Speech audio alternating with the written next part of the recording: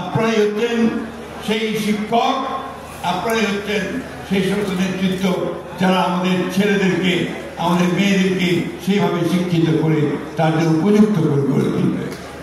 আপনাদের দাবি দেওয়া আমরা জানি, দীর্ঘকাল ধরে সেলিম হয়ে আপনাদের সঙ্গে কাজ করছি। এই দাবি দেওয়াগুলো আমাদেরই দাবি দেওয়া। আপনি যেটা খসরু সাহেব বলেছেন যে আমাদের 31 দফায় আপনাদের এই দাবি দেওয়া পূরণের কথা সম্পূর্ণ বলা আছে। তা আমাদের জাতি হিসেবে আপনাদের কাছে একটা দাবি আছে।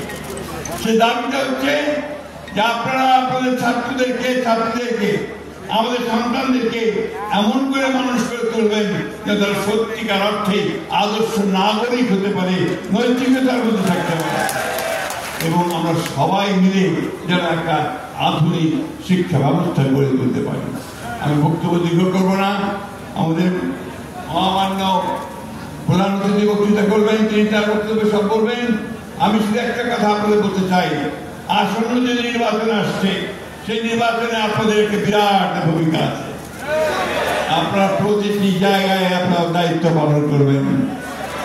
গভীর ষড়যন্ত্র শুরু হয়েছে যে সেই নির্বাচনকে ভিন্ন খাতে পরিচালিত করবার, কেউ যেন সেটাকে ভিন্ন খাতে পরিচালিত করতে না পারে তার দিকে আপনারা সজাগ সতর্ক দৃষ্টি রাখবেন।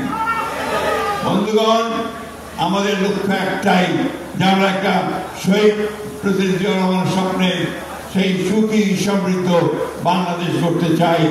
আমরা আমাদের নেতার যে স্বপ্ন, সেই আমাদের দেশ একটাই, সেটা হচ্ছে আমাদের পথ একটাই, সেটা হচ্ছে বাংলাদেশ, তাই না? একমাত্র বাংলাদেশ, সেই বাংলাদেশকে লক্ষ্য করে আমরা সামনের দিকে এগিয়ে যাব। আপনাদের সকলকে অশেষ ধন্যবাদ। আসসালামু আলাইকুম, খুদা হাফেজ। বাংলাদেশ জিন্দাবাদ। বাংলাদেশ শিক্ষক সমিতি, শিক্ষক সম্মেলন এবং শিক্ষক সম্প্রদায় জিন্দাবাদ।